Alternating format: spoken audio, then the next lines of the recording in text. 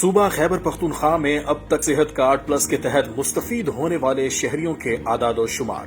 خیبر پختونخوا میں صحت card plus کے تحت 94,82,512 خاندان رجسٹرڈ ہوئے، جس میں 3,03,70,748 افراد شامل ہیں۔ خیبر پختونخوا میں 18,61,743 مریضوں کے ایڈمیشنز ہوئے۔ ٹوٹل ایڈمیشنز پر 45,39,60,50,000 روپے کی لاگت آئی۔ صنفی لحاظ سے اعداد و شمار کی بات کی جائے تو صحت کارڈ پلس میں 7,31,732 مردوں کے ایڈمیشنز ہوئے۔ اسی طرح 9,27,592 خواتین کے صحت کارڈ پلس میں داخلے ہوئے، جس میں مردوں پر 19,74,30,00,000 جس میں خواتین پر 21,23,00,00,000 روپے کی رقم خرچ ہوئی۔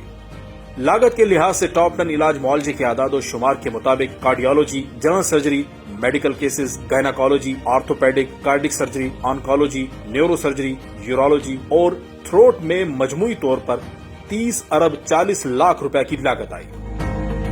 خیبر پختونخوا کے مختلف اضلاع کے 196 ہسپتالوں میں صحت کارڈ پلس سے مستفید ہونے والے شہریوں کے داخلے اور ان پر آئی لاگت کے اعداد و شمار ملاحظہ کریں۔ خیبر پختونخوا کے 196 ہسپتالوں میں مجموعی طور پر 18,61,743 شہریوں کے ایڈمیشنز ہوئے اور اس پر کل 45,39,60,00,000 روپے خرچ ہوئے۔